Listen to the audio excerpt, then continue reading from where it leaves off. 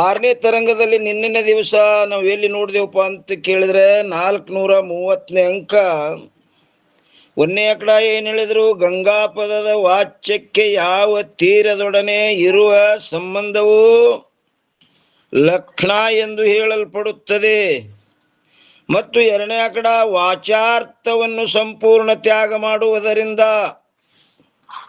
ಅದಕ್ಕೇನಂತಾರೆ, ಜಹತ ಲಕ್ಷಣ ಎಂದು ಹೇಳುತ್ತಾರೆ. ಆ ಜಹತ ಲಕ್ಷಣದ ಮ್ಯಾಗ ಟಿಪ್ಪಣಿ ಎಷ್ಟು ಬಂದಿತ್ತಪ್ಪ ಅಂದ್ರೆ 457 ಟಿಪ್ಪಣಿ ಬಂದಿತ್ತು. ಅದು ಕೊನೆಗೆ ಬಂದೇನು ಹೇಳಿದ್ರು, ಯಾವನು ಒಬ್ಬ ಗ್ರಂಥಕಾರನು ಸಿದ್ಧಾಂತದಲ್ಲಿ, ಸಿದ್ಧಾಂತ ಅಂದ್ರೆ ಅಂತ್ಯ ನಿರ್ಣಯ ಏನದ, ಜೀವ ಬ್ರಹ್ಮರ ಏಕತ್ವವೇ ಎಲ್ಲಿದ, ಯಾವನು ಒಬ್ಬ ಗ್ರಂಥಕಾರನು ಸಿದ್ಧಾಂತದಲ್ಲಿ ಈ ಜಹತ ಲಕ್ಷಣದ ಉಪಯೋಗವನ್ನು ಈ ರೀತಿಯಾಗಿ ತೋರಿಸಿದ್ದಾರೆ.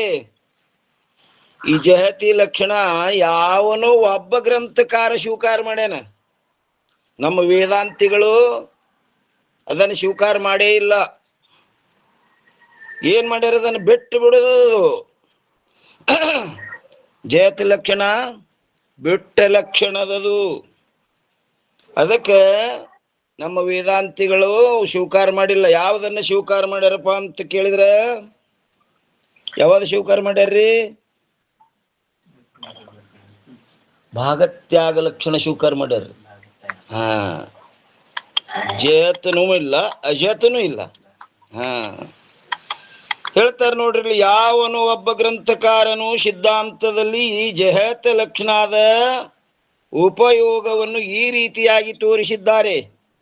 ಹ್ಯಾಂಗ್ ತೋರಿಸ್ಯಾರ ಅದಕ್ಕೆ ಹೇಳ್ತಾರೆ ಅವರು. ಇಲ್ಲೊಂದು ಶ್ರುತಿ ವಾಕ್ಯವನ್ನ ಪ್ರಯೋಗ ಮಾಡ್ಯಾರ ಅವರು.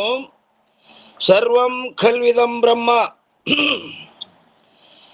ಅಂದ್ರ ಈ ಸರ್ವ ಜಗತ್ತು ನಿಶ್ಚಯವಾಗಿಯೂ ಬ್ರಹ್ಮವಿರುತ್ತದೆ. ಈ ಸರ್ವ ಜಗತ್ತು ಹೆಂಗದಪ್ಪ ಅಂದ್ರೆ ನಿಶ್ಚಯವಾಗಿ ಬ್ರಹ್ಮವಿರುತ್ತದೆ ಇತ್ಯಾದಿ ಶ್ರುತಿ ವಾಕ್ಯಗಳಲ್ಲಿ ಸರ್ವ ಜಗತ್ತು ಬ್ರಹ್ಮರೂಪದಿಂದಿರುತ್ತದೆ ಎಂದು ಹೇಳಿರುತ್ತದೆ. ಅಲ್ಲಿ ಹೆಂಗಪ್ಪ ಅಂತ ಕೇಳಿದ್ರೆ, ಅನಿತ್ಯತ್ವ, ದೃಶ್ಯತ್ವ, ವಿಕಾರತ್ವ, ಜಡತ್ವ, ದುಃಖ ರೂಪತ್ವ ಮೊದಲಾದ ವಿಪರೀತ ಧರ್ಮ ಸಹಿತ ನಾಮರೂಪಮಯವಾದ ಜಗತ್ತಿಗೆ ಎದರೊಡನೆ ನಿತ್ಯ ದೃಷ್ಟ, ಅವಿಕಾರಿ, ಚೇತನ, ಆನಂದಾದಿ ಸ್ವರೂಪ ಬ್ರಹ್ಮವಿದೆ ಎಂದು ಬ್ರಹ್ಮವೆಂದು ಹೇಳುವುದು ವಿರುದ್ಧವಾಗುತ್ತದೆ. ಯಾಕಂದ್ರೆ ಇದು ಇಂಥ ವಿಪರೀತ ಧರ್ಮ ಉಳ್ಳದ್ದು ಇದು ಜಗತ್ತು. ಅದಕ್ಕೆ ನೋಡಿದ್ರೆ ಹೆಂಗದ, ಅದರ ಲಕ್ಷಣಗಳೇ ಬೇರೆ, ಇದರ ಲಕ್ಷಣಗಳೇ ಬೇರೆ. ಅದು ಹೆಂಗ ಅಭೇದ ಆಗ್ತದ? ಅದು ಹಂಗಾಗ್ಯದಪ್ಪ ಅಂತ ಕೇಳಿದ್ರೆ ವಿರುದ್ಧವಾಗಿರುತ್ತದೆ. ಅದರಲ್ಲಿ ಶ್ರುತಿ ವಾಕ್ಯಗಳ ತಾತ್ಪರ್ಯವು ಸಂಭವಿಸುವುದಿಲ್ಲ. ಮತ್ತೇನು ಮಾಡಬೇಕೆಂದರೆ, ಬಾಧ ಸಮಾನ ಅಧಿಕರಣದ ರೀತಿಯಿಂದ ಏನ್ ಮಾಡ್ಬೇಕಿಲ್ಲಿ? ಬಾಧ ಸಮಾನ ಅಧಿಕರಣ. ಬಾಧ ಸಮಾನ ಅಧಿಕರಣ ಎದಕ್ಕಂತಾರ್ರಿ?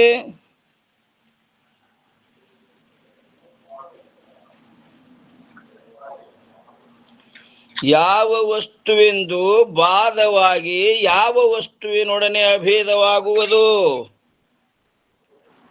ಅದಕ್ಕೇನಂತಾರ? ಬಾಧ ಸಮಾನ ಅಧಿಕರಣ ಅಂತಾರ. ಇಲ್ಲೇನು ಬಾಧ ಮಾಡೋದು?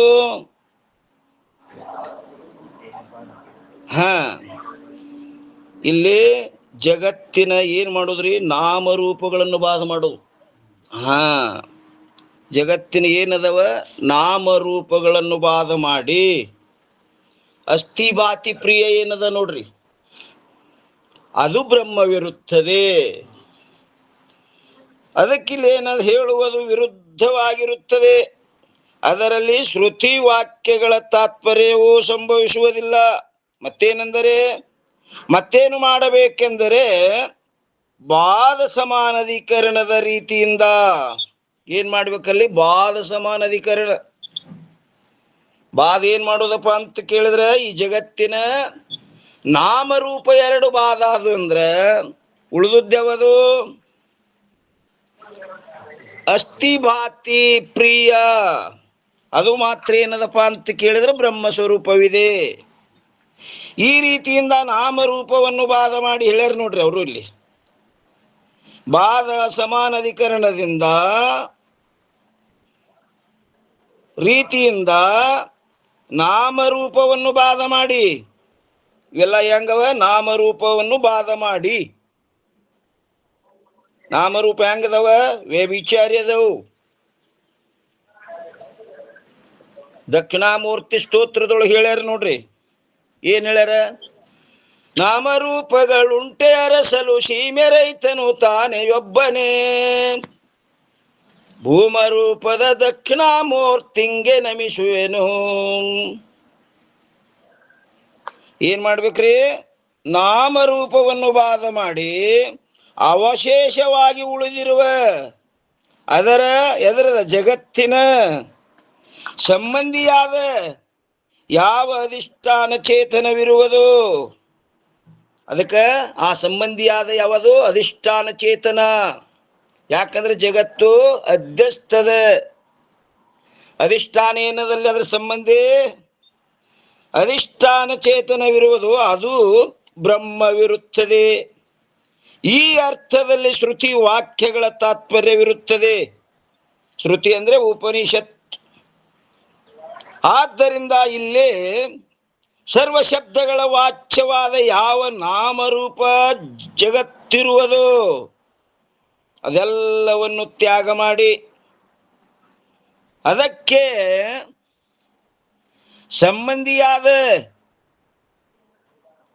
ಸಂಬಂಧಿಯಾದದ್ದು ಯಾವುದು?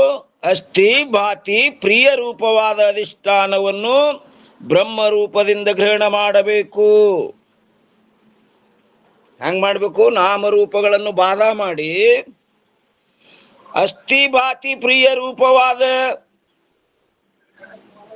ಅಧಿಷ್ಠಾನವನ್ನು ಬ್ರಹ್ಮ ರೂಪದಿಂದ ಗ್ರಹಣ ಮಾಡಬೇಕು. ಇದು ಏನದ್ರಿದು? ಅಪ್ಪರ ಇದು ಬ್ರಹ್ಮವಶರಪ್ಪರ. ಈ ಮುಂದೆ ವಾಕ್ಯ ಏನ್ ಕೊಟ್ಟಾರ? ಜಯತ್ ಕೊಟ್ಟಾರಿಲ್ರಿ ನಿಂಬಲ್ಲಿ? ಜಯತ್ ಆಗ್ಬೇಕ್ರಿ ಅಪ್ಪ. ಜಯತ್ ಆಗ್ಬೇಕ್ರಿ. ಜಯತ್ ಆಗಬೇಕು. ಇದು ಜಹತ ಲಕ್ಷಣ ಎಂದು ಹೇಳಿಸಿಕೊಳ್ಳುತ್ತದೆ. ಇಲ್ಲಿ ಆರೋಪ್ಯವಾಗಲ್ಪಟ್ಟಂತ ನಾಮರೂಪವು ತನ್ನ ಅಧಿಷ್ಠಾನ ಚೇತನದಲ್ಲಿ ಯಾವ ತಾದಾತ್ಮ್ಯ ಸಂಬಂಧದಿಂದಿರುವುದು? ತಾದಾತ್ಮ್ಯ ಅಂದ್ರೆ ಕಲ್ಪಿತ ಭೇದ ವಾಸ್ತವ ಭೇದ. ಏನವ್ರವು? ಇಲ್ಲಿ ಆರೋಪಿತವಾಗಲ್ಪಟ್ಟಂತ ಇವೇನವ ನಾಮರೂಪ, ಇವು ಆರೋಪದವು. ವಸ್ತುತ ಇವು ಇಲ್ಲವು. ಆರೋಪಿತವಾಗಲ್ಪಟ್ಟಂಥ ನಾಮರೂಪವು ಎಲ್ಲಪ್ಪ ಅಂದ್ರೆ ತನ್ನ ಅಧಿಷ್ಠಾನ ಚೇತನದಲ್ಲಿ ಯಾವ ತಾದಾತ್ಮ್ಯ ಸಂಬಂಧದಿಂದಿರುವುದು. ಅವು ಏನದವು? ಕಲ್ಪಿತದವು. ಅದಕ್ಕೆ ತಾದಾತ್ಮ್ಯ ಸಂಬಂಧದಿಂದಿರುವವು ಅದು ಲಕ್ಷಣ ಎಂದು ಎನಿಸಿಕೊಳ್ಳುತ್ತದೆ. ಆ ಲಕ್ಷಣದಿಂದ ತಿಳಿಸಿಕೊಳ್ಳುವಂಥ ಯಾವ ಅಧಿಷ್ಠಾನ ಚೇತನವಿರುವುದು ಅದು ಏನ್ರಿದು? ಲಕ್ಷಾರ್ಥವಾಗಿರುತ್ತದೆ. ಆದರೆ ಮುಖ್ಯ ಸಿದ್ಧಾಂತದಲ್ಲಿ ಅಧಿಷ್ಠಾನವನ್ನು ಬಿಟ್ಟು ನೋಡಿ, ಇಲ್ಲಿ ಈಗೇನು ಹೇಳ್ತಾರ? ಮುಖ್ಯ ಸಿದ್ಧಾಂತದಲ್ಲಿ ಅಧಿಷ್ಠಾನವನ್ನು ಬಿಟ್ಟು ಆರೋಪ್ಯತ್ವವು ಪ್ರತೀತವಾಗುವುದಿಲ್ಲ. ಅಲ್ಲಿ ಹಗ್ಗೆ ಬಿದ್ದಿತ್ತಂದ್ರೆ ಹಾವ ಏನಾಗಂಗಿಲ್ರಿ, ತೋರುದೇ ಇಲ್ಲ. ಅಧಿಷ್ಠಾನವನ್ನು ಆಶ್ರಯ ಮಾಡ್ಕೊಂಡೇ ಇರ್ತದ ಆರೋಪ್ಯ ಯಾವಾಗಲೂ. ಅಧಿಷ್ಠಾನ ಬಿಟ್ಟು ಅಧ್ಯಾಸ ತೋರುದೇ ಇಲ್ರಿ, ತೋರುದಿಲ್ಲ. ಯಾಕಂದ್ರೆ ಅದು ಸ್ವತಂತ್ರ ಇಲ್ಲದು, ಅದು ಕಲ್ಪಿತದ. ಮತ್ತೇನೆಂದರೆ ಅಧಿಷ್ಠಾನದೊಡನೆ ಅಭಿನ್ನವಾಗಿಯೇ, ಅಂದ್ರೆ ಅದರೊಡನೆ ಕೂಡಿಕೊಂಡೇ ಆರೋಪಿತವು ಪ್ರತೀತವಾಗುತ್ತದೆ. ಆದ್ದರಿಂದ ಅಸ್ಥಿಭಾತಿ ಪ್ರಿಯ ಸಹಿತವಾಗಿಯೇ ನಾಮರೂಪ ಸರ್ವ ಶಬ್ದಕ್ಕೆ ಅಥವಾ ಜಗತ್ತೆಂಬ ಶಬ್ದಕ್ಕೆ ವಾಚ್ಯಾರ್ಥವಾಗಿರುತ್ತದೆ. ಅವುಗಳಲ್ಲಿಂದ ನಾಮರೂಪ ಭಾಗವನ್ನು ತ್ಯಾಗ ಮಾಡಿ, ಏನ್ ತ್ಯಾಗ ಮಾಡ್ಬೇಕಲ್ಲಿ? ಕೇವಲ ಆರೋಪ್ಯವಾದಂಥ ನಾಮರೂಪಗಳನ್ನು ಅಷ್ಟ ತ್ಯಾಗ ಮಾಡಿ ಅವಶೇಷವಾಗಿ ಉಳಿದೆ, ಅಂದ್ರೆ ಕಳಲಿಕ್ಕೆ ಬರಲಾರಂಥದ್ದು. ಅವಶೇಷ ಅಂದ್ರೆ ಪರಿಶೇಷ, ಅದು ಕಳಲಿಕ್ಕೆ ಬರಲಾರದು. ಅವಶೇಷ ಪರಿಶೇಷ.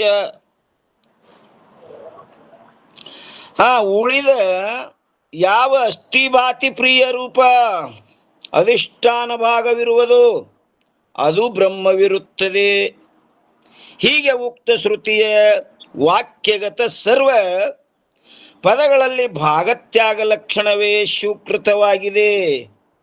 ಏನಾಗ್ಯದ? ಭಾಗತ್ಯಾಗ ಲಕ್ಷಣವೇ ಸ್ವೀಕೃತ ಆಗ್ಯದಲ್ಲಿ. ಅಲ್ಲಿ ಜಹತನೂ ಇಲ್ಲ, ಅಜಹತನೂ ಇಲ್ಲ. ಆಗಿಲ್ಲ ಅವ್ಯಾಕೆ ಹೇಳಿರಿ ಅಂದ್ರ? ಯಾರಾದ್ರೂ ಪ್ರಶ್ನೆ ಮಾಡಿದ್ರಂದ್ರೆ ಏನ್ ಮಾಡ್ಬೇಕ್ರಿ? ಜಹತ್ ಲಕ್ಷಣ ಅಜತ್ ಲಕ್ಷಣ ಅವುಗಳನ್ನು ಸ್ವೀಕಾರ ಮಾಡಿಲ್ಲ ಅಂದ್ರ ಅದ್ಯಾಕೆ ಹೇಳಿರಿ ಅಂದ್ರ ಅದು ರೀ ಅಪ್ಪರ ವಿರೋಧಾಂಶನೂ ಹಿಡ್ಕೊಂಡಾರ್ರಿ ಅಲ್ಲಿ. ಅವು ಹೇಳಲಾರ್ದೆ ಈ ಭಾಗತ್ಯಾಗ ಲಕ್ಷಣ ತಿಳಿಯಂಗಿಲ್ರಿ. ಅದ್ರಗೋಸ್ಕರವಾಗಿ ಹೇಳುದು. ನೇರವಾಗಿ ಇದನ್ನ ಹೇಳಿದ್ರ ಇದು ತಿಳಿದಲ್ರಪ್ಪರ. ತಿಳಿಯಂಗಿಲ್ಲ ತಿಳಿನೇ ಅದು ಮೊದಲು ಹೇಳಿ ಆ ನಂತರ ಇದನ್ನು ತಿಳಿಸೋದದ್ರಿ. ಹೀಗೆ ಉಕ್ತ ಶ್ರುತಿ ವಾಕ್ಯಗತ ಸರ್ವ ಪದಗಳಲ್ಲಿ ಭಾಗತ್ಯಾಗ ಲಕ್ಷಣವೇ ಸ್ವೀಕೃತವಾಗಿದೆ. ಈ ರೀತಿಯಿಂದ ಜಹತ್ ಲಕ್ಷಣದ ಉದಾಹರಣೆಗಳನ್ನು ತಿಳಿಸಲ್ಪಟ್ಟಿತು. ಇನ್ನ 431ನೇ ಅಂಕದಲ್ಲಿ ಏನ್ ಹೇಳ್ತಾರೆ? ಎರಡನೇದ್ದು ವಾಚ್ಯಯುತ ಇತ್ಯಾದಿ ತೃತೀಯ ಪಾದದಿಂದ ಅಜಹತ್ ಲಕ್ಷಣವನ್ನು ತೋರಿಸುತ್ತಾರೆ. ಇಲ್ಲಿ ಏನ್ ತೋರಿಸ್ತಾರೆ? ಇನ್ನ ಎರಡನೇ ಇದ್ರೊಳಗ ಅಜಹತ್ ಲಕ್ಷಣವನ್ನು ತೋರಿಸುತ್ತಾರೆ. ಯಾವ ಪದದಿಂದ ವಾಚಾರ್ಥ ಸಹಿತವಾಗಿ ವಾಚ್ಯ ಸಂಬಂಧಿಯ ಜ್ಞಾನವಾಗುವುದು ಆ ಪದದಲ್ಲಿ ಅಜಹತ್ ಲಕ್ಷಣ ಸ್ವೀಕರಿಸಬೇಕು.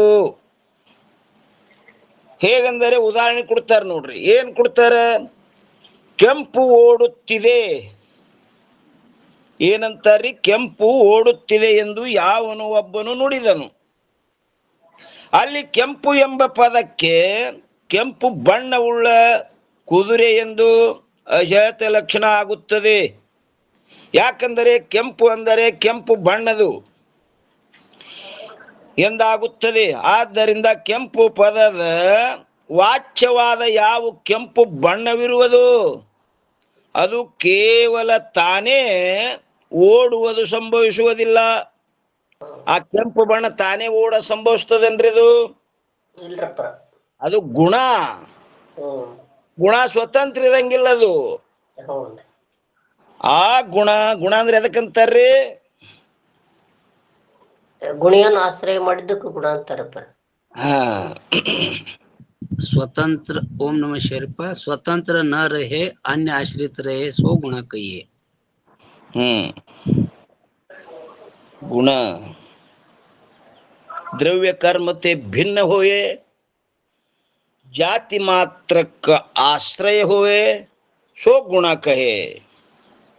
ದ್ರವ್ಯ ಕರ್ಮಕ್ಕಿಂತ ಅದು ಬ್ಯಾರೆ ಆಗಿರ್ಬೇಕು, ಜಾತಿ ಮಾತ್ರಕ್ಕ ಆಶ್ರಯ ಆಗಿರ್ಬೇಕು. ಅದಕ್ಕೇನಂತಾರ? ಗುಣ. ಆ ಗುಣ ಸ್ವತಂತ್ರ ಇರಂಗಿಲ್ಲ, ಅದು ಒಂದು ದ್ರವ್ಯವನ್ನ ಆಶ್ರಯ ಮಾಡ್ಕೊಂಡಿರ್ತದೆ. ಅದಕ್ಕ ಇಲ್ಲಿ ಕೇವಲ ತಾನೇ ಓಡುವುದು ಸಂಭವಿಸುವುದಿಲ್ಲದು. ಯಾಕಂದ್ರೆ ಅದು ಗುಣಿಯನ್ನ ಆಶ್ರಯ ಮಾಡ್ಕೊಂಡಿರ್ತದ. ಈ ಕಾರಣದಿಂದ ಕೆಂಪು ಎಂಬ ಪದದ ವಾಚ್ಯವಾದ ಯಾವ ಕೆಂಪು ಬಣ್ಣವಿರುವುದೋ ಅದರ ಸಹಿತವಾಗಿ ಕುದುರೆಯಲ್ಲಿ ಕೆಂಪು ಎಂಬ ಪದಕ್ಕೆ ಅಜತ್ ಲಕ್ಷಣ ಆಗುತ್ತದೆ. ಅಲ್ಲಿ ಕುದುರೆ ಅನ್ನೋದು ಹೆಚ್ಚಿಗೆ ಗ್ರಹಣ ಮಾಡ್ಬೇಕಾಗ್ತದೆ ನಾವು. ಯಾಕಂದ್ರೆ ಬರೀ ಕೆಂಪು ಓಡು ಸಂಭವಿಸಂಗಿಲ್ಲ. ಕೆಂಪು ಹೊಟ್ಟದಂದ್ರೆ ಯಾರು ಒಪ್ತಾರ್ರಿ ಅದಕ್ಕೆ? ಅಲ್ಲಿ ಏನ್ ಮಾಡ್ಬೇಕು? ಕೆಂಪು ಬಣ್ಣ ಕುದುರೆ ಬೇಡ, ಕೆಂಪು ಬಣ್ಣ ಎತ್ತ, ಕೆಂಪು ಬಣ್ಣ ನಾಯಿ, ಹಿಂಗ ಅದೀಕ ಗ್ರಹಣ ಮಾಡ್ಬೇಕಾಗ್ತದೆ. ಬರೀ ಕೆಂಪು ಓಡೋ ಸಂಭವಿಸಂಗಿಲ್ಲ. ಅಲ್ಲಿ ಏನ್ ಮಾಡ್ಬೇಕ್ರಿ? ಅಜತ್ ಲಕ್ಷಣ ಆಗುತ್ತದೆ. ಗುಣಕ್ಕೂ ಮತ್ತು ಗುಣಿಗೂ ತಾದಾತ್ಮ್ಯ ಸಂಬಂಧವನ್ನು ಹೇಳಿರುತ್ತಾರೆ. ಏನ್ರಿ? ಗುಣಕ್ಕೂ ಮತ್ತು ಗುಣಿಗೂ. ಗುಣಿ ಅಂದ್ರೆ ಅದಕ್ಕೆ ಆಶ್ರಯವಾದಂಥ ದ್ರವ್ಯ.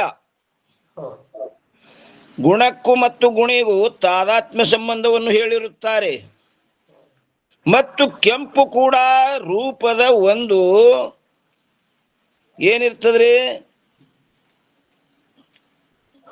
ಏನ್ ಬರ್ದಾರ ನಿಂಬಲ್ಲಿ? ಅದೇ ಕುದುರೆ ಏನ್ರಿ ಕೆಂಪು ಕೂಡ ಭೇದವಾಗಿರೋದ್ರಿಂದ. ಕೆಂಪು ಕೂಡ ರೂಪದ ಒಂದು ಭೇದವಾಗಿರುವುದರಿಂದ ಗುಣವಾಗಿರುತ್ತದೆ.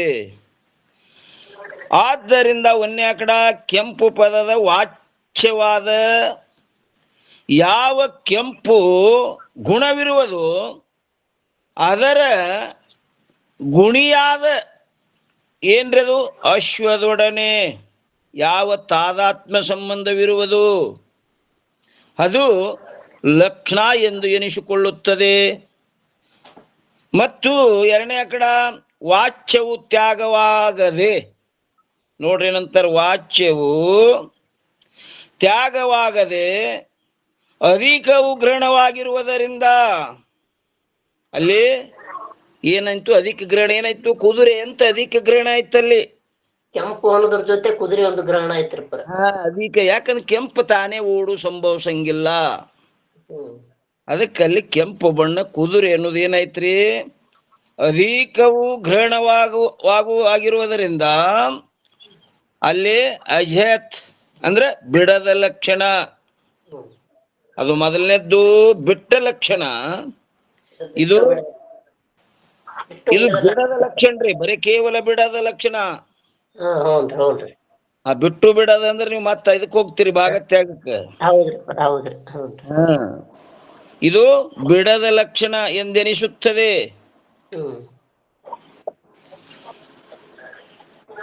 ಇನ್ನು 432ರಲ್ಲಿ ಮೂರನೇದ್ದು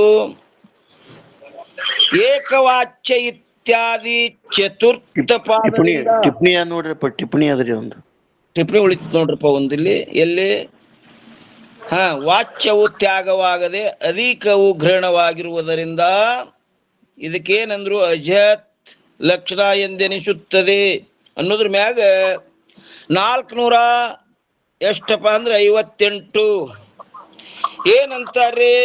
ಅಜತ್ ಲಕ್ಷಣದ ಉದಾಹರಣೆಗಳು ಈ ಪ್ರಕಾರವಿರುತ್ತವೆ. ಏನಿರ್ತಾವಪ್ಪ ಅಂದ್ರೆ ಒಂದೇ ಕಡ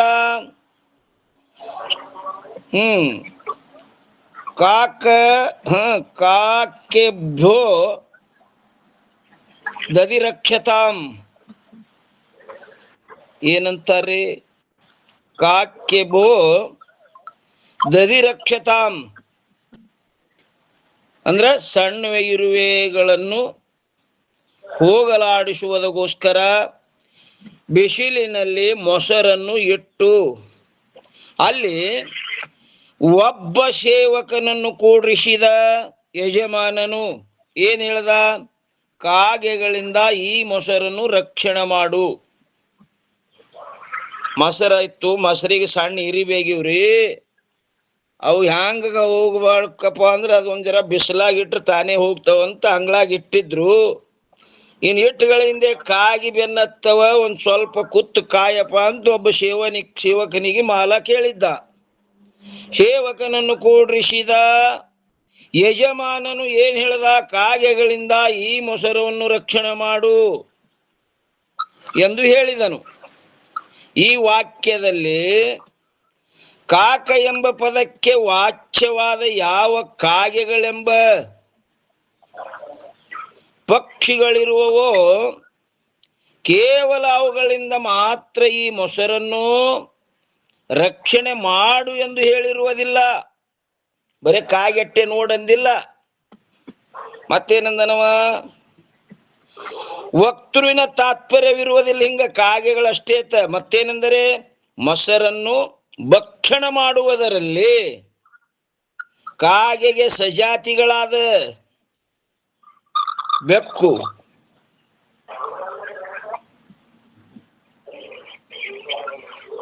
ಕಾಗೆಗೆ ಸಜಾತಿಗಳಾದ ಬೆಕ್ಕು, ಸಜಾತಿ ಹೌದೇನ್ರಿ ಅದು ಬೆಕ್ಕು ಕಾಗೆಗೆ?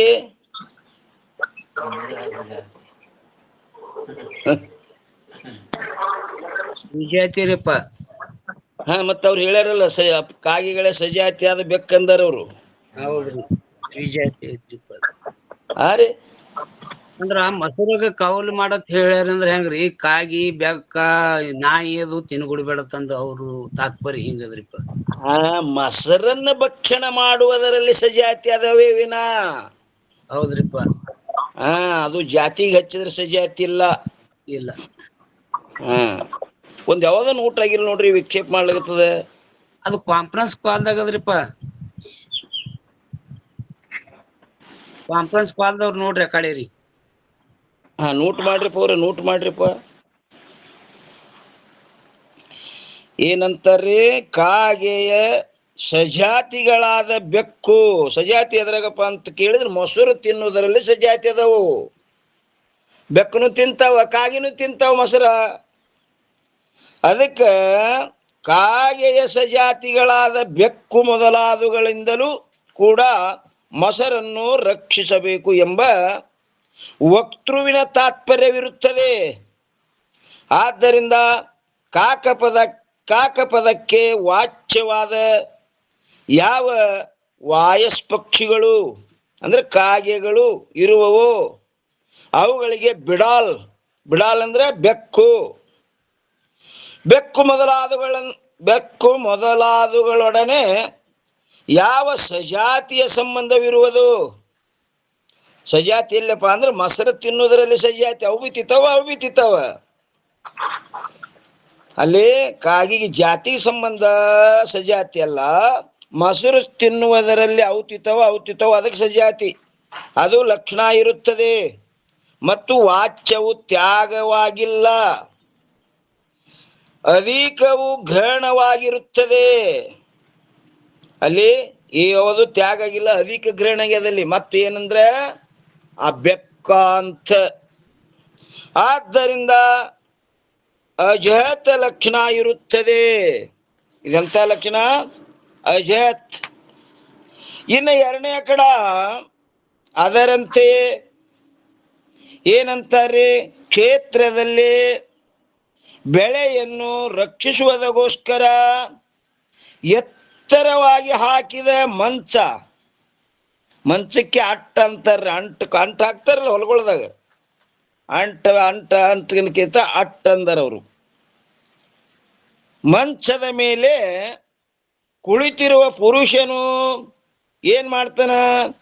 ಪಕ್ಷಿಗಳನ್ನು ಹಾರಿಸುವ ಅಂದ್ರೆ ಓಡಿಸುವುದಕ್ಕೋಸ್ಕರ ಕೂಗುತ್ತಿದ್ದಾನೆ. ಹಕ್ಕಿ ಹೊಡೆಯಂಗಿಲ್ಲ ಹಾಯ್ತ ಹೇಳಿ. ಅಲ್ಲಿ ಯಾರನ್ನೋ ಕುರಿತು ಒಬ್ಬನು ಮಂಚವು ಕೂಗುತ್ತಿದೆ. ಏನಂತಂದ್ರವ? ಮಂಚ ಕೂಗುತ್ತಿದೆ ಅಂತನವ. ಮಂಚ ಕ್ರೋಶಂತೆ. ಬರೇ ಮಂಚ ಕೂಗುದು ಸಂಭವಿಸ್ತದೇನ್ರಿ? ಕೂಗೋದು ಸಂಭವಿಸದಲ್ರಿಪ್ಪ. ಹಾ, ಮತ್ತ ಅವ್ರು ಹೇಳುದ್ ತಪ್ಪೇನು? ಆ ಮಂಚದ ಮ್ಯಾಗ ಇದ್ದ ಮನುಷ್ಯ ಕೂಗುತ್ತಾನೆ ಅಂತೇಳಿ ಅಲ್ಲಿ ಅಧಿಕ ಗ್ರಹಣ ಮಾಡ್ಬೇಕ್ರಿಪ್ಪ. ಅಧಿಕ ಗ್ರಹಣ ಮಾಡ್ಬೇಕಾಗ್ತದಲ್ಲಿ. ಅಲ್ಲಿ ಅಜಹತ್ ಲಕ್ಷಣ ಇರುತ್ತದೆ. ಯಾಕಂದರೆ ಮಂಚ ಪದದ ವಾಚ್ಯವಾದ ಮಂಚದಲ್ಲಿ ಕೂಗುವಿಕೆಯು ಸಂಭವಿಸುವುದಿಲ್ಲ. ಅದು ಜಡ ವಸ್ತು ಮಂಚ. ಅದು ಮಂಚೆ ಕೂಗದು ಸಂಭವಿಸಂಗಿಲ್ಲ. ಆದ್ದರಿಂದ ಮಂಚ ಪದದ ವಾಚ್ಯವಾದ ಯಾವ ಮಂಚವು ಇರುವುದು ಅದರ ಸಹಿತವಾದ ಪುರುಷನಲ್ಲಿ ಮಂಚ ಪದದ ಅಜತ್ ಲಕ್ಷಣ ಇರುತ್ತದೆ. ಅಲ್ಲಿ ಆ ಪುರುಷನನ್ನ ನಾವು ಅಧಿಕ ಗ್ರಹಣ ಮಾಡಬೇಕಾಗ್ತದಲ್ಲಿ. ಯಾಕಂದ್ರ ಮಂಚೆ ಕೂಗುವುದು ಸಂಭವಿಸಂಗಿಲ್ಲ. ಮಂಚದ ಮೇಲೆ ನಿತ್ತಂತ ಪುರುಷನು ಕೂಗುತ್ತಿದ್ದಾನೆ ಅಂತ ಇಲ್ಲಿ ಅಧಿಕ ಗ್ರಹಣ ಮಾಡಬೇಕು. ಅಜತ್ ಲಕ್ಷಣ ಇರುತ್ತದೆ. ಇಲ್ಲಿ ಮಂಚವೆಂಬ ಪದಕ್ಕೆ ವಾಚ್ಯವಾದ ಯಾವ ಮಂಚವಿರುವುದೋ ಅದು ತನ್ನನ್ನು ಆಶ್ರಯಿಸಲ್ಪಟ್ಟಂತ ಪುರುಷನೊಡನೆ. ಹಂಗದದು ಅಧೇಯತ. ಅಧೇಯತ ಯಾರಿಗೆ ಅನ್ಬೇಕು? ಆಧಾರ ಯಾರಿಗೆ ಅನ್ಬೇಕ್ರಿ ಇಲ್ಲಿ?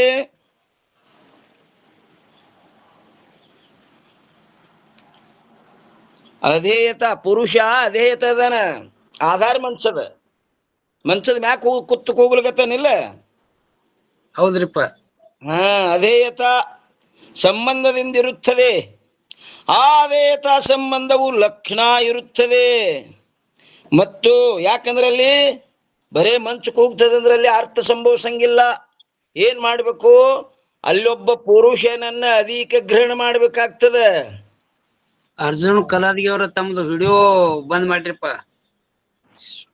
ಅರ್ಜುನ್ ಕಲಾದಿಗೆ ಅರ್ಥ ಸಂಭವಿಸಂಗಿಲ್ಲ. ಅಲ್ಲಿ ಏನ್ ಮಾಡ್ಬೇಕು? ಸಂಬಂಧಿಯ ಅಧಿಕ ಅರ್ಥವನ್ನು ನಾವು ಗ್ರಹಣ ಮಾಡೋದಕ್ಕೆ ಅದಕ್ಕೆ ಅಜತ್ ಲಕ್ಷಣ ಅಂತಾರಲ್ಲಿ. ವಾಚ್ಯವು ತ್ಯಾಗವಾಗಲಾರದೆ.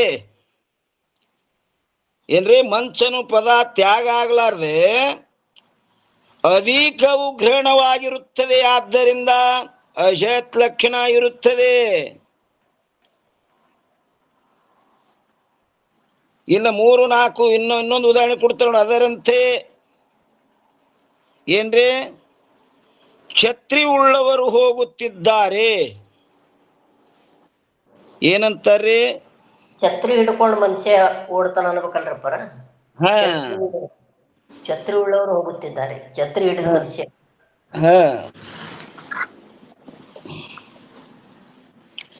ಅದರಂತೆಯೇ ಏನಂತಾರೆ? ಛತ್ರಿ ಉಳ್ಳವರು ಹೋಗುತ್ತಿದ್ದಾರೆ ಮತ್ತು ಕಟ್ಟಿಗೆಗಳನ್ನು ಪ್ರವೇಶ ಮಾಡಿರಿ.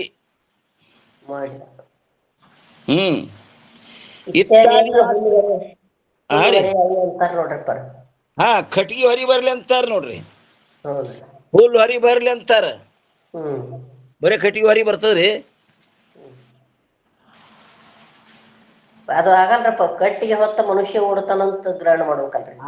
ಕಟ್ಟಿಗೆ ಹೊತ್ತುಕೊಂಡ ಪುರುಷ ಬರ್ಲಿ, ಹುಲ್ಲು ಹೊರಿ ಬರ್ಲಿ ಅಂತಾನ. ಹುಲ್ಲು ಹೊರಿ ತಾನೇ ಹೆಂಗ್ ಬರ್ತದ? ಹೊತ್ಕೊಂಡವ್ ಬರ್ಲಿ ಅಂತ ಅಧಿಕ ಗ್ರಹಣ ಮಾಡೋದಲ್ಲಿ. ಈಗ ಅಡಿಗೆ ನೀಡೋ ಕರೆ ಬಾನ್ ಬರ್ಲಿ ಅಂತಾರ. ಬರೀ ಬಾನ್ ಬರ್ತದ್ರಿ? ಅವ ಬಾನ ಅನ್ನ ಹಿಡ್ಕೊಂಡ್ ಮನುಷ್ಯ ಬರ್ಲಿ ಅಂತ್ರಿ. ಅನ್ನ ಸಾರು ಬರ್ಲಿ, ಅನ್ನ ಬರ್ಲಿ, ಹೋಳಿಗೆ ಬರ್ಲಿ ಅಂತಾರ. ಅವು ತಾನೇ ಬರೋಂಗಿಲ್ಲ. ಅಲ್ಲಿ ಏನಾಗಂಗಿಲ್ಲಪ್ಪ ಅಂದ್ರೆ ಅರ್ಥ ಆಗಂಗಿಲ್ಲ. ಅದಕ್ಕೆ ಅಧಿಕ ಗ್ರಹಣ ಮಾಡ್ಬೇಕಾಗ್ತದಲ್ಲಿ. ಈಗ ಎಲ್ಲಿಗೆ ಹೊಂಟಿದೇವ ಅಂತ ಒಬ್ಬನಿಗೆ ಕೇಳ್ದವ. ಇಲ್ಲ, ಇಲ್ಲಿ ಸಲೂನ್ಕ್ ಹೋಗಿ ಪಾರನ್ ತಲಿ ಕತ್ತರ್ಸ್ಕೊಂಡ್ ಬರ್ತಾ ಅಂದಿವ. ತಲಿ ಕತ್ತರಿಸೋದು ಹೆಂಗ್ ಸಂಭವಿಸ್ತದ್ರಪ್ಪ? ಅದು ಸಂಭವಿಸ್ತದ ಹೇಳ್ರಿ.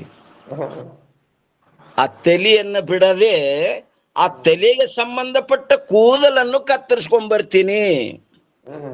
ಅಲ್ಲಿ ಅಧಿಕ ಗ್ರಹಣ ಮಾಡ್ಬೇಕಾಗ್ತದ. ಬಸ್ ಹೊಂಟದಂತೀವಲ್ರಿ ಪರ. ಬಸ್ ಹೋಗುದು ಹೆಂಗ್ ಸಂಭವಿಸ್ತದ? ಅದ ಹೆಂಗ್ ಸಂಭವಿಸ್ತದ? ಬಸ್ಸಿನೊಳಗ ಚಾಲಕನ ಸಮೇತನೇ ಚಾಲಕನನ್ನ ಗ್ರಹಣ ಮಾಡ್ಬೇಕು. ಅದಕ್ಕೆ ಬಸ್ನು ಬಿಡೋದಿಲ್ರಿ ಇಲ್ಲಿ. ಬಸ್ಸಿಗೆ ಸಂಬಂಧಪಟ್ಟ ಡ್ರೈವರ. ಅದರಂತೆಯೇ ಏನು ಛತ್ರಿ ಉಳ್ಳವರು ಹೋಗುತ್ತಿದ್ದಾರೆ ಮತ್ತು ಕಟ್ಟಿಗೆಗಳನ್ನು ಪ್ರವೇಶ ಮಾಡಿರಿ ಇತ್ಯಾದಿ ವಾಕ್ಯಗಳಲ್ಲಿಯೂ ಕೂಡ ಛತ್ರಿ ಉಳ್ಳವರು ಎಂಬ ಪದದಲ್ಲಿ ಹಾಗೂ ಕಟ್ಟಿಗೆಗಳನ್ನು ಎಂಬ ಪದದಲ್ಲಿ ತಮ್ಮ ತಮ್ಮ ವಾಚ್ಯವಾದ ಯಾವ ಏನಂತಾರಿಲ್ರಿ? ಛತ್ರಿಯುಕ್ತ ಪುರುಷರು ಅನ್ಬೇಕ್ರಿ.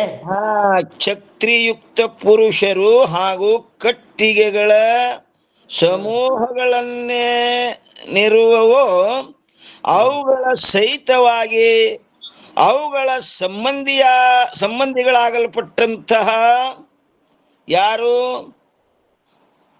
ಛತ್ರಿ ರಹಿತ ಪುರುಷನನ್ನು ಹಾಗೂ ಕಟ್ಟಿಗೆಗಳನ್ನು, ಯಾಕ ಅಲ್ಲಿ ಎಲ್ಲರೂ ಹಿಡಿದಿಲ್ಲ, ಅಲ್ಲಿ ಯಾವನೋ ಒಬ್ಬ ಹಿಡ್ದನ್ರಿ ಅಲ್ಲಿ. ಯಾಕ ಅಲ್ಲಿ ಛತ್ರಿ ಯಾವನೋ ಒಬ್ಬ ಹಿಡ್ದನ, ಎಲ್ಲರೂ ಛತ್ರಿ ಇಲ್ಲ. ಛತ್ರಿ ರಹಿತ ಪುರುಷರನ್ನು ಅಲ್ಲಿ ಇನ್ನೂ ಎಷ್ಟೋ ಮಂದಿ ಅವನು ಕೂಡ ಹೊಂಟ್ರ. ಹಾಗೂ ಕಟ್ಟಿಗೆಗಳನ್ನು ಎತ್ತಿಕೊಳ್ಳುವಂತ ಪುರುಷರನ್ನು ಕ್ರಮದಿಂದ ಗ್ರಹಣ ಮಾಡಲಾಗಿದೆ. ಆದ್ದರಿಂದ ವಾಚ್ಯವು ತ್ಯಾಗವಾಗಿಲ್ಲ, ಅಧಿಕವು ಗ್ರಹಣವಾಗಿರುವುದರಿಂದ ವಾಚ್ಯ ತ್ಯಾಗ ಆಗಿಲ್ಲ, ಅಧಿಕ ಗ್ರಹಣ ಆಗ್ಯದ. ಅದಕ್ಕೆ ಏನಂತಾರ? ಅಜೇತ ಲಕ್ಷಣ ಇರುತ್ತದೆ. ಈ ರೀತಿಯಿಂದ ಶ್ರುತಿ ವಾಕ್ಯಗಳಲ್ಲಿ ಏನಂತಾರೆ? ಆತ್ಮನ ಸತ್ ಮೊದಲಾದ ಅಂದ್ರೆ ಉಳಿದ ಲಕ್ಷಣಗಳೆಲ್ಲ ರೀ. ಸತ್ತು ಚಿತ್ತು ಆನಂದ ನಿತ್ಯ ಪರಿಪೂರ್ಣ ಎಲ್ಲ ಪರಿಪೂರ್ಣ ಸತ್ಯ ಮೊದಲಾದ ವಿಶೇಷಣಗಳ ಮಧ್ಯದಲ್ಲಿ ಒಂದು ಅಥವಾ ಎರಡು ವಿಶೇಷಣಗಳನ್ನು ಮಾತ್ರ ಎಲ್ಲಿ ಉಚ್ಚಾರ ಮಾಡಲಾಗುತ್ತದೆಯೋ ಅಲ್ಲಿ ಅವುಗಳ ಸಹಿತವಾಗಿ ಬೇರೆ ಹೇಳದೇ ಇರುವ ಇನ್ನು ಎಷ್ಟೋ 5 ಲಕ್ಷಣದಲ್ಲಿ ಒಂದೆರಡು ತಗೊಂಡ್ರವ್ರು. ಬೇರೆ ಹೇಳದಿರುವ ಸರ್ವ ವಿಶೇಷಣಗಳನ್ನು ಗ್ರಹಣ ಮಾಡಲಾಗುತ್ತದೆ. ಸತ್ತಾದಿ ಅಂದ ಕೂಡಲೇ ಆದಿಪದ ಅಂದ್ರೆ ಎಲ್ಲನೇ ಗ್ರಹಣ ಮಾಡ್ಬೇಕಿಲ್ರಿ? ಆದ್ದರಿಂದ ಅಲ್ಲಿ ಅಂತ ಸ್ಥಾನಗಳಲ್ಲಿ ಸಿದ್ಧಾಂತದಲ್ಲಿಯೂ ಕೂಡ ಏನ್ ಮಾಡಬೇಕು? ಅಜಾತ ಲಕ್ಷಣವು ಉಪಯೋಗವಾಗುತ್ತದೆ.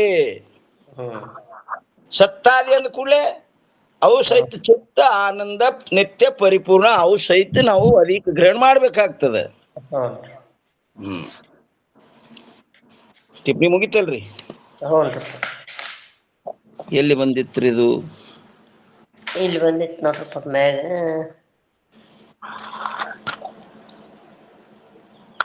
ಅಜತ್ ಅಂದ್ರೆ ಬಿಡದ ಲಕ್ಷಣ ಎಂದೆನಿಸುತ್ತದೆ. ಇನ್ನ ಎಷ್ಟ್ರಪ್ಪ ಅಂತ ಕೇಳಿದ್ರೆ 432ನೇ ಅಂಕದಲ್ಲಿ 3ನೇದ್ದು ಏಕವಾಚ್ಯ ಇತ್ಯಾದಿ ಚತುರ್ಥ ಪಾದದಿಂದ ಭಾಗತ್ಯಾಗ ಲಕ್ಷಣವನ್ನು ತಿಳಿಸುತ್ತಾರೆ. ಈಗ ಜಹತ್ ತಿಳಿಸಿದ್ರು, ಅಜತ್ ತಿಳಿಸಿದ್ರು. ಇನ್ನೇನ್ ತಿಳಿಸ್ತಾರಪ್ಪ ಅಂತ ಕೇಳಿದ್ರೆ ಭಾಗತ್ಯಾಗ ಅಂದ್ರಿ ವಿರೋಧಾಂಶವನ್ನು ಬಿಟ್ಟು ವಿರೋಧಾಂಶವನ್ನು ಗ್ರಹಣ ಮಾಡುದು. ಭಾಗ ಮಾಡಿ ತ್ಯಾಗ ಮಾಡಿ ಗ್ರಹಣ ಮಾಡು. ಏನ್ ಹೇಳ್ಯಾರಿ? ಭಾಗ ತ್ಯಾಗ ಲಕ್ಷಣ. ಭಾಗ ಅಂದ್ರ ತ್ಯಾಗ ಮಾಡ್ಬೇಕ್ರಿ, ಏನು ಒಂದಿಷ್ಟು ಬಿಡ್ಬೇಕ್ರಿ. ಭಾಗ ಅಂದ್ರೆ ಮೊದಲ 2 ಭಾಗ ಮಾಡುದ್ರಿ.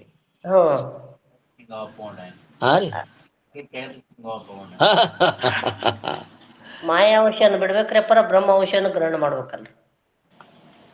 ಇಲ್ಲಿ ನೋಡ್ರಮ್ಮ, ಪದಗಳು ಎಷ್ಟವ? ಭಾಗ, ತ್ಯಾಗ, ಲಕ್ಷಣ. ಭಾಗ ಮಾಡುದ್ರಿ, ಒಂದಿಷ್ಟು ತ್ಯಾಗ ಮಾಡಿ ಲಕ್ಷಣವನ್ನು ಗ್ರಹಣ ಮಾಡುದ್ರಿ. ಶಬ್ಬಾಷ್. ಮೊದಲ ಭಾಗ ಮಾಡೋದು. ಯಾಕಂದ್ರೆ ಅಸ್ಥಿ ಬಾತಿ ಪ್ರಿಯ ನಾಮರೂಪ 5 ವಸ್ತುಗಳದಾವ. ಅದರಲ್ಲಿ ಭಾಗ ಮಾಡು, ಭಾಗ ಮಾಡಿ ನಾಮರೂಪ ತ್ಯಾಗ ಮಾಡು. ಅಸ್ಥಿ ಬಾತಿ ಪ್ರಿಯ ಲಕ್ಷಣ ಇದು ಗ್ರಹಣ ಮಾಡುದ್ರಿ. ಗ್ರಹಣ ಮಾಡು ಲಕ್ಷಣ. ಭಾಗ ತ್ಯಾಗ ಲಕ್ಷಣ. ಅದಕ್ಕೆ ಏಕವಾಚ್ಯ ಇತ್ಯಾದಿ ಚತುರ್ಥ ಪಾದದಿಂದ ಭಾಗತ್ಯಾಗ ಲಕ್ಷಣವನ್ನು ತಿಳಿಸುತ್ತಾರೆ.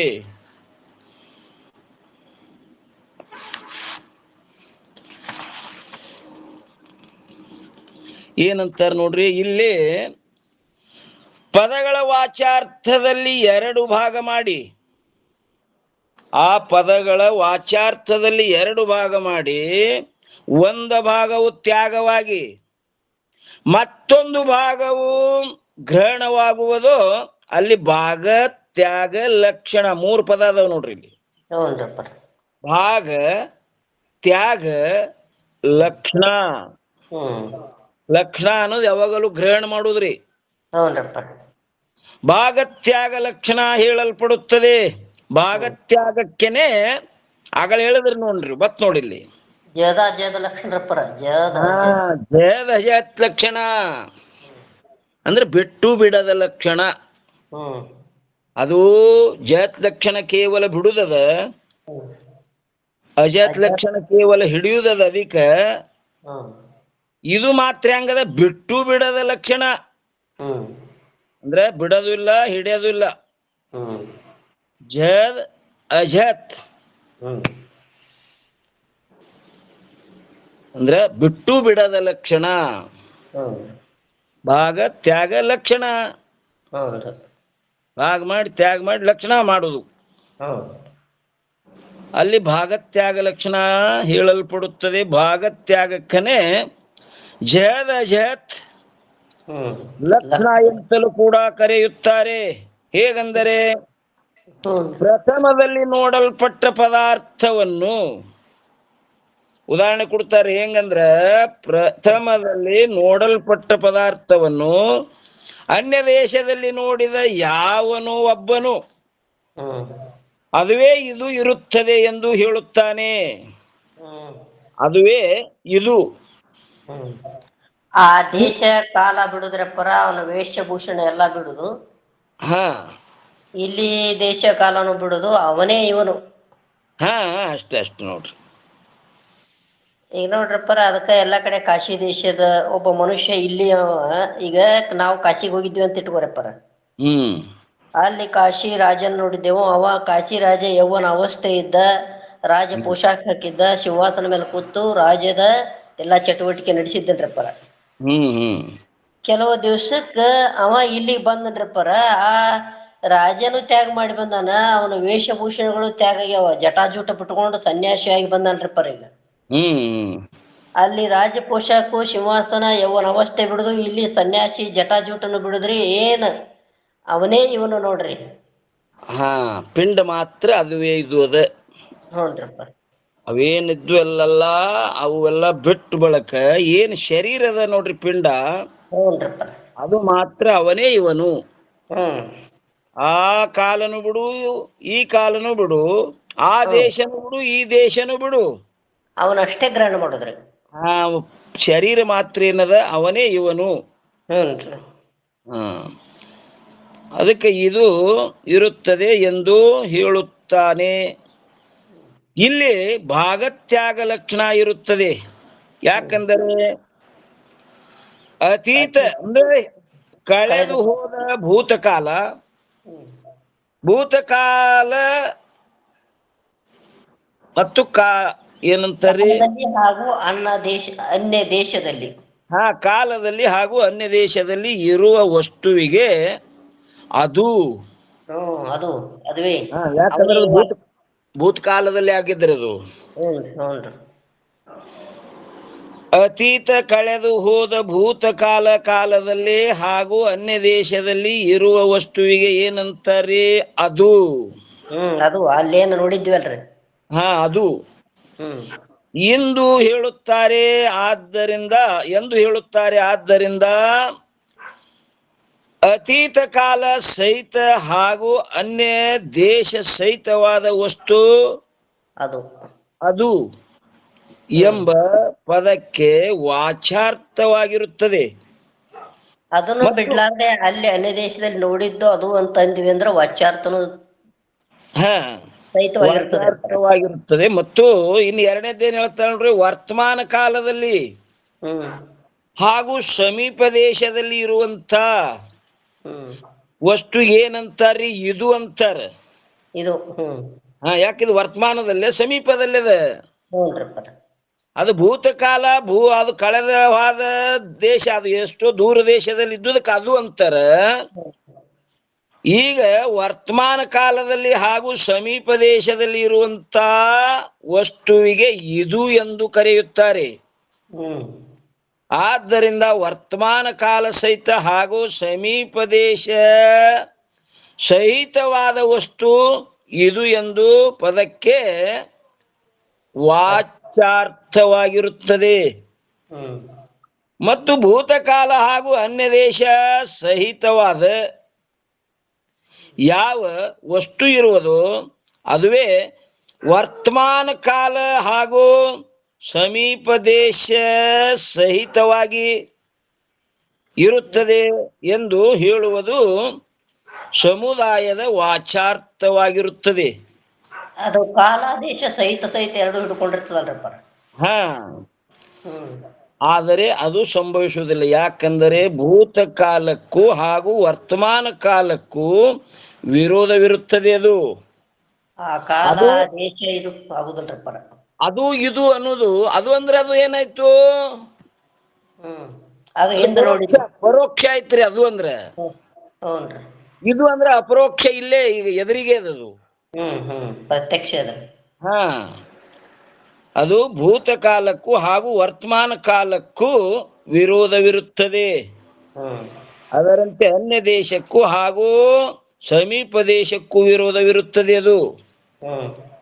ಆದ್ದರಿಂದ ಎರಡೂ ಪದಗಳಲ್ಲಿ ವಾಚ್ಯ ಭಾಗಗಳಾದ ಯಾವ ದೇಶ ಕಾಲಗಳಿರುವವೋ ಅವುಗಳನ್ನು ತ್ಯಾಗ ಮಾಡಿ, ಆ ದೇಶ ಈ ದೇಶ, ಆ ಕಾಲ ಈ ಕಾಲ, ಇವುಗಳನ್ನು ತ್ಯಾಗ ಮಾಡಿ ವಸ್ತು ಮಾತ್ರದಲ್ಲಿ, ಏನ್ ಅದು ಇದು ಅನ್ನೋದೇನು ವಸ್ತು ಮಾತ್ರದ ನೋಡ್ರಿ, ವಸ್ತು ಮಾತ್ರದಲ್ಲಿ ಎರಡು ಪದಗಳ ಭಾಗತ್ಯಾಗ ಲಕ್ಷಣ ಇರುತ್ತದೆ. ಅಲ್ಲಿ ತೋರಿದ ಅಲ್ಲಿ ಅನ್ನೋದು ಬಿಟ್ಟು ಅದೇ ಇದು ಇದೇ ಅದು. ಹಾ, ಅವೇನವರೇ ಭಾಗ ಮಾಡು, ತ್ಯಾಗ ಮಾಡು, ಲಕ್ಷಣ ಮಾಡು.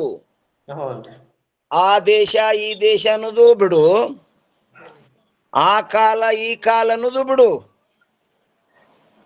ಬಿಟ್ಟು ವಸ್ತು ಏನದ ನೋಡ್ರಿ,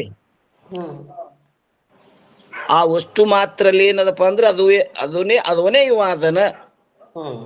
ಅವೆರಡು ವಿರೋಧ ಆಗ್ತವ. ಆ ದೇಶ ಈ ದೇಶ, ಆ ಕಾಲ ಈ ಕಾಲ ವಿರೋಧ ಆಗ್ತವ. ಅದು ಭೂತಕಾಲ, ಹಾ, ಕಾಲನು ವಿರೋಧ ಅದಾವ, ದೇಶನು ವಿರೋಧ ಅದಾವ. ಅವನ್ನು ಬಿಟ್ಟು ಆ ಪಿಂಡ ಮಾತ್ರ ಏನದ ಮನುಷ್ಯ, ಅವನೇ ಇವನು. ಹಾ, ಅವೆರಡ ದೇಶ ಕಾಲಗಳನ್ನು ಭಾಗ ಮಾಡಿ ಲಕ್ಷಣ ಇರುತ್ತದೆ.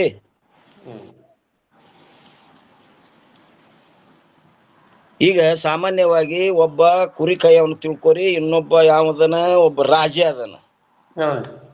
ರಾಜಂದ ಏನದ್ರಿ, ಒಂದು ರಾಜ್ಯ ಪೋಷಕ, ಕಿರೀಟ ಮತ್ತು ಕೈಯಾಗ ಖಡ್ಗ. ಮತ್ ಇವಂದೇನವ, ಕುರಿ ಕಾಯವನು ಕುರಿ ಹಿಂಡ, ಒಂದು ಗೊಂಗಡಿ, ಒಂದು ರುಂಬಾಲ, ಕಾಲಾಗ ಹಳಿ ಮೆಟ್ಟ, ಇವನ್ ಪೋಷಕಗಳದಾವ. ಅವನಿಗೇನು ಎಲ್ಲಾ ಚೊಕ್ಕ ಕಾಳದೆಲ್ಲ ಕೈಯನ್ ಹಾತಾರ ತೆಗೆದಿಟ್ಟು, ಕಿರೀಟ ಎಲ್ಲ ತೆಗೆದಿಟ್ಟು, ಬರೇ ಒಂದ್ ಅಂಡ್ರ ಮ್ಯಾಗ ಅವನಿಗೆ ತಂದು ನಿಂದ್ರಸೋದು, ಇವನಿಗೂ ತಂದು ನಿಂದ್ರಸೋದು. ಮನುಷ್ಯ ಮಾತ್ರ. ಹಾ, ಇವ್ರ ಯಾರಂದ್ರೆ ಇಬ್ರು ಮನುಷ್ಯರ ಅಂತಾರ. ಅವೆಲ್ಲ ಪೋಷಕಗಳನ್ನ ಅವನು ಏನಪ್ಪಾ ಸೈನ್ಯ ಬಿಡುದು, ಅವನ ಖಡ್ಗ ಬಿಡುದು, ಅವನ ಕಿರೀಟ್ ಬಿಡುದು, ಅವನ ರಾಜ ಪೋಷಕ ಬಿಡುದು, ಇವನು ಕುರಿ ಹಿಂಡ್ ಬಿಡುದು, ಪಟ್ಕಾ ಬಿಡುದು, ಕಾಲನ್ ಮೆಟ್ಟ, ಬಡಿಗಿ, ಗೊಂಗಡಿ ಇವು ಬಿಟ್ಟು ಇಬ್ಬರಿಗೆ ಅಂಡ್ರು ಮತ್ತಂದ್ ನಿಂದ್ರಿಸಿದ್ರ ಅವ್ರಿಗೆ ಏನಂತಾರ್ರಿ? ಇಬ್ರು ಶರೀರದಾರಿ ಮನುಷ್ಯರೇ. ಇಬ್ರು ಇವ್ರು ಮನುಷ್ಯರ ಅಂತಾರ ಅಷ್ಟೇ. ಹಾ, ಅಂದ್ರೆ ಇಲ್ಲಿ ಏನಂತಾರ್ರಿ, ಮಹಾವಾಕ್ಯಗಳಲ್ಲಿ ಲಕ್ಷಣ. ಟಿಪ್ಪಣಿ ಉಳಿತದ್ರಿ, ಓರಿ ಟಿಪ್ಪಣಿ ಉಳಿತದ ನೋಡ್ರಿ, ಭಾಗತ್ಯಾಗ ಲಕ್ಷಣ ಮ್ಯಾಗ. ಹಾ, ಭಾಗತ್ಯಾಗ ಲಕ್ಷಣ ಮ್ಯಾಗ ಟಿಪ್ಪಣಿ ದೊಡ್ಡದಿದೆ ಇದನ್ನು. ಇಲ್ಲಿ ದೃಷ್ಟಾಂತಕ್ಕೆ ಬಂದಾಗ ಈಶ್ವರ ಅನ್ನೋದು ಮಾಯಾ ಅಂಶ ಬಿಡುದ್ರಪ್ಪರ, ಇಲ್ಲಿ ಅವಿದ್ಯಾ ಅಂಶ ಬಿಡುದ್ರಿ ಜೀವನಲ್ಲಿ. ಹಾ, ಅವಿದ್ಯಾ ಧರ್ಮಗಳನ್ನು ಬಿಡುವುದಲ್ಲಿ, ಮಾಯಾ ಧರ್ಮಗಳನ್ನು ಸರ್ವಜ್ಞತ್ವಾದಿಗಳು ಅವು ಬಿಡುವುದಲ್ಲಿ, ಇಲ್ಲಿ ಕಿಂಚಿಜ್ಞತ್ವಾದಿಗಳು ಬಿಡುದ್ರಿ. ಹಾ, ಅಷ್ಟೇ ನೋಡ್ರಿ. ಈ ಟಿಪ್ಪಣಿ ನೋಡ್ರಿ ಏನಂತಾರ, ಅದುವೇ ಇದು ಇರುತ್ತದೆ.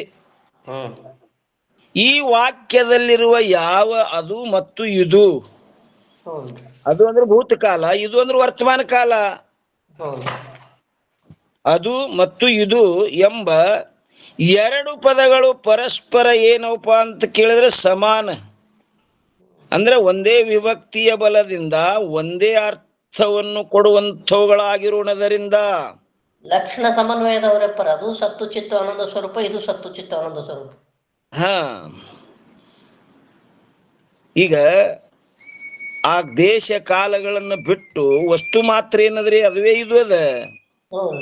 ಒಂದೇ ಅರ್ಥವನ್ನು ಕೊಡುವಂಥವುಗಳಾಗಿರುವುದರಿಂದ ಸಮಾನಾಧಿಕರಣ ಸಂಬಂಧವಿರುತ್ತದೆ.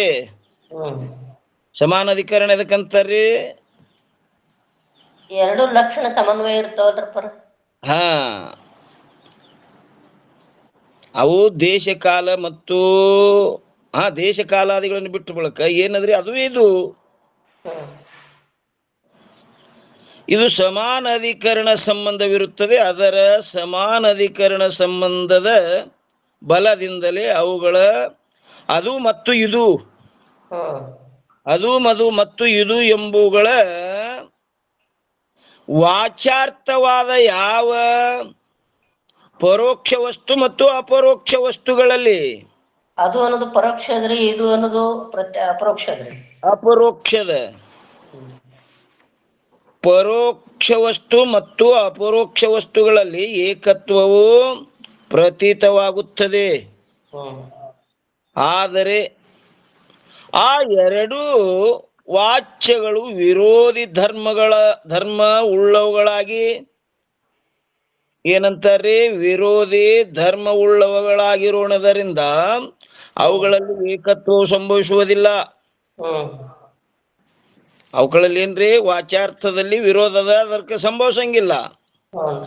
ಆದ್ದರಿಂದ ಅಲ್ಲಿ ಲಕ್ಷಣ ಮಾಡುವುದು ಯೋಗ್ಯವಿರುತ್ತದೆ. ಎಲ್ಲಿ ವಿರೋಧ ಬತ್ತು ಅಲ್ಲಿ ಅರ್ಥ ಸಂಭವಿಸಂಗಿಲ್ಲ, ಅಲ್ಲಿ ಲಕ್ಷಣ ಮಾಡಬೇಕು. ಆದರೆ ಅಲ್ಲಿ ಜಹತ್ ಅಥವಾ ಅಜಹತ್ ಲಕ್ಷಣಗಳಂತೂ ಸಂಭವಿಸುವುದಿಲ್ಲ. ಯಾಕಂದ್ರೆ ಅದು ಸಂಪೂರ್ಣ ಬಿಡುವುದದ, ಇದು ಹೆಚ್ಚಿಗೆ ಗ್ರಹಣ ಮಾಡುವುದದ. ಬಿಟ್ಟು ಲಕ್ಷಣದೊಳಗೆ ಅಲ್ಲಿ ಲಕ್ಷ್ಯ ಸಹಿತ ಹೋಗ್ಬಿಡ್ತದ. ಇಲ್ಲಿ ಅಧಿಕ ಗ್ರಹಣ ಮಾಡುವುದಂದ್ರೆ ಮತ್ತೆಷ್ಟೇನಪ್ಪಾ ಅಂತ ಕೇಳಿದ್ರೆ ದೋಷಗಳೇ ಪ್ರಾಪ್ತ ಆಗ್ತವ. ಮತ್ತೇನೆಂದರೆ ಭಾಗತ್ಯಾಗ ಲಕ್ಷಣ ಸಂಭವಿಸುತ್ತದೆ. ಭಾಗ ತ್ಯಾಗ ಲಕ್ಷಣ, ಭಾಗ ಮಾಡೋದು, ಒಂದು ವಸ್ತುವಿನಲ್ಲಿ ಭಾಗ ಮಾಡಿ ಅದರಲ್ಲಿ ವಿರೋಧ ಭಾಗ ತ್ಯಾಗ ಮಾಡಿ ಮುಂದ ವಿರೋಧಿ ಭಾಗ ಏನದ ಚೈತನ್ಯ ಅದನ್ನ ಗ್ರಹಣ ಮಾಡುವುದು. ಅದು ಎಂಬ ಪದಕ್ಕೆ ವಾಚ್ಯವಾದ ಯಾವ ಪರೋಕ್ಷ ಸಹಿತವಾದ ವಸ್ತುವಿರುವುದು ಮತ್ತು ಇದು ಎಂಬ ಪದಕ್ಕೆ ವಾಚ್ಯವಾದ ಯಾವ ಅಪರೋಕ್ಷ ಸಹಿತವಾದ ವಸ್ತುವಿರುವುದು. ಅವುಗಳಲ್ಲಿಂದ ಪರೋಕ್ಷತ್ವದ ಹಾಗೂ ಅಪರೋಕ್ಷತ್ವದ ಭಾಗವನ್ನು ತ್ಯಾಗ ಮಾಡಿ.